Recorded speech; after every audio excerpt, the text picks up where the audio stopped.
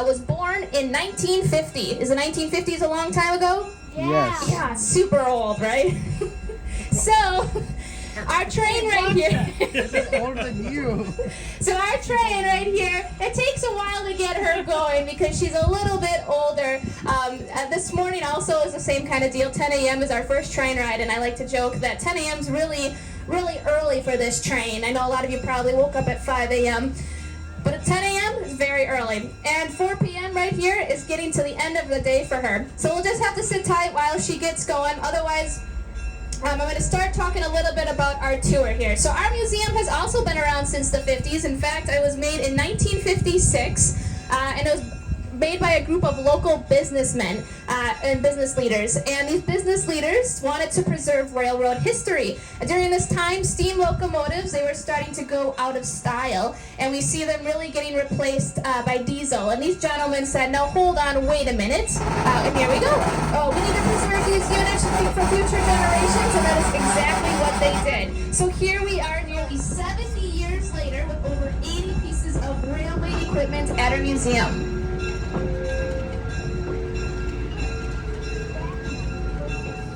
There we go.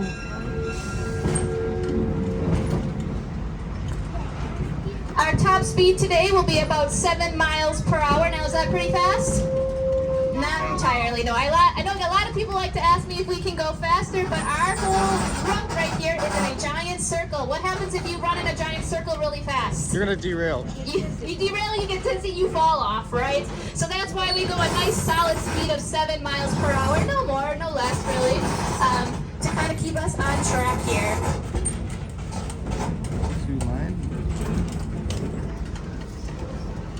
Right away, you're going to see one of our more interesting pieces. That is that reddish-brownish hunk of a beast that's right behind our little trailer right here.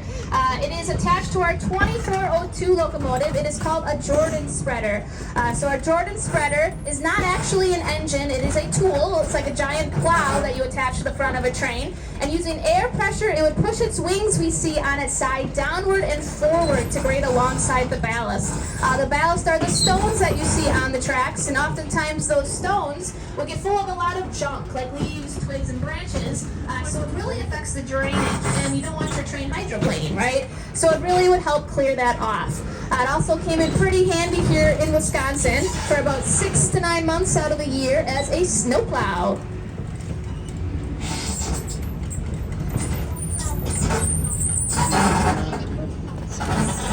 It's just so good. All right, you guys, I'm going to ask for some honesty. We're not ringing the bell, we're not honking the horn. This is just, again, ringing the bell right here. How many of you have ordered anything recently off of Amazon or gotten something delivered by FedEx or UPS? Got a couple hands? Couple. Well, before we had FedEx or UPS, we had what was called the Railway Express Agency, which you can see right there. The Railway Express Agency worked like this. You would order something off of a catalog, like an old magazine, and then they boasted that they could get to you, your package, in 1 to 3 months. That was pretty fast back then. Unfortunately, we did see them go bankrupt in the 70s, but that is because we see a lot of people turning away from rail and going more towards air transportation and semi-trucks. But I can't complain too much. I do like my one-way shipping. All right, you're going to notice a whole lot of coolness going on back here. This coolness is our Fox River expansion. We are adding 25,000 square feet to our museum, so we'll be able to add 5 more train cars into our climate-controlled environment back here. We'll also have more space for special events, and we'll even get an educational classroom, which is very exciting for my department. We'll be able to do a lot more privatized classes and some workshops about trains or modeling trains or even some STEM-focused activities. So very excited. It should be finished September 20th. In fact, on September 20th, we will be having our grand opening.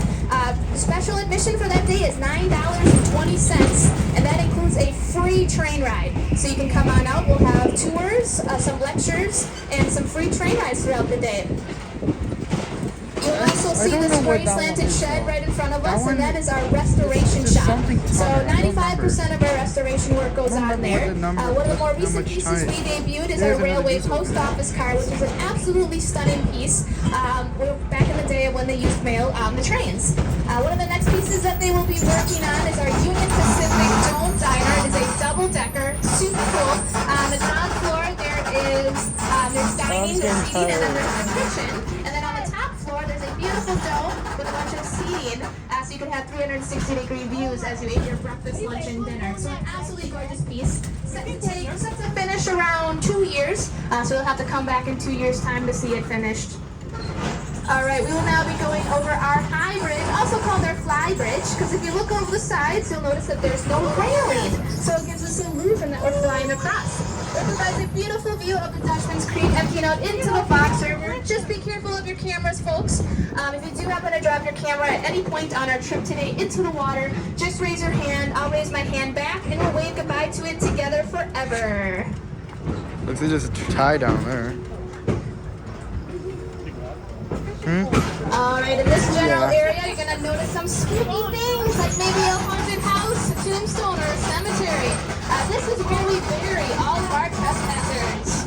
No, I'm just kidding. We don't do that. This is actually Terror on the Fox, which is Wisconsin's #1 haunted house attraction. At least in my opinion, it is.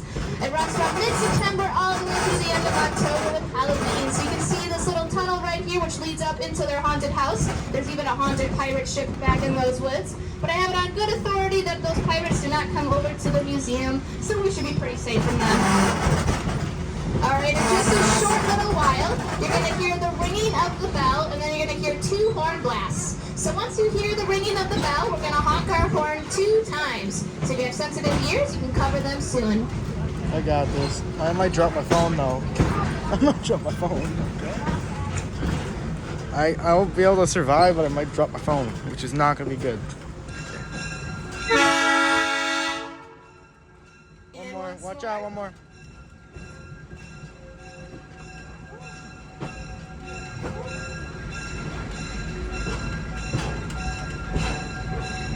Any minute now. Any second now. Are they not doing that? There we go. Alright, and then in the 2 horn blasts for this lap, we have to ring our bell and honk our horn here because we have come to an uncontrolled crossing, which means there's no gate to indicate that a train is coming. And trains can be very, very sneaky, whether you guys believe it or not. So we have to be very loud as we round this corner. You're also going to notice this red boxcar right in front of us. This is our hobo boxcar. Hobos were people who would ride the rails, often for free, which means rather illegally, right? Because they lived during a time called the Great Depression and before then, which were very depressing times.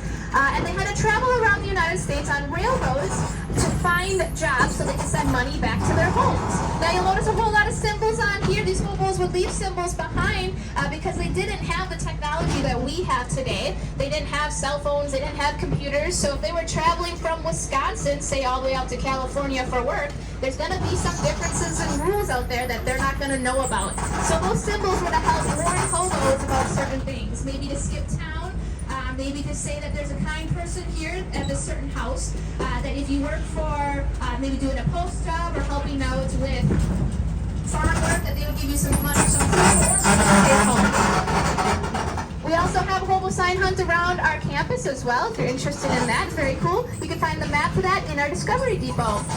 And now we are going over our low bridge. We call it a low bridge because it is lower than our high bridge. And you'll notice a whole lot of oddly shaped rocks that were in the water over here. And these oddly shaped rocks are remnants from a mill that was here in the 1800s. And it would have supplied lumber all throughout the upper Midwest.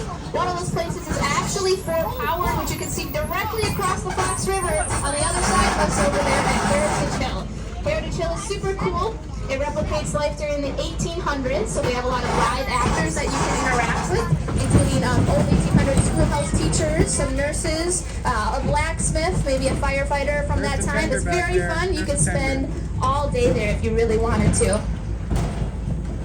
There's a boxcar and something else. You'll see on the end of our first lap here, there is a red shed right there, and that red shed is our McCormick Pavilion. So inside there, we've got about a half a dozen steam locomotives, some diesel, some passengers, some freight cars, you name it. We got a whole lot in there. And one that I like to point out is that silver one that looks like an airplane jutting out. That is our GM Aerotrain. So a GM Aerotrain, we have a little exhibit about it inside. But it's a perfect example of a failed experiment. It was supposed to take passengers at speeds of over 100 miles per hour, but it could not go over 70 without quite literally throwing because a lot of railroad companies were cheaping out because they didn't have a lot of money, and so they recycled their materials. And as it rode, it bounced a lot, and it caused a lot of people to get bounced and a lot of noise to happen. So people really did not want to ride this train, unfortunately. Only 3 were ever built, 2 are in existence here today, and 1 is here at the museum. So definitely go check it out after.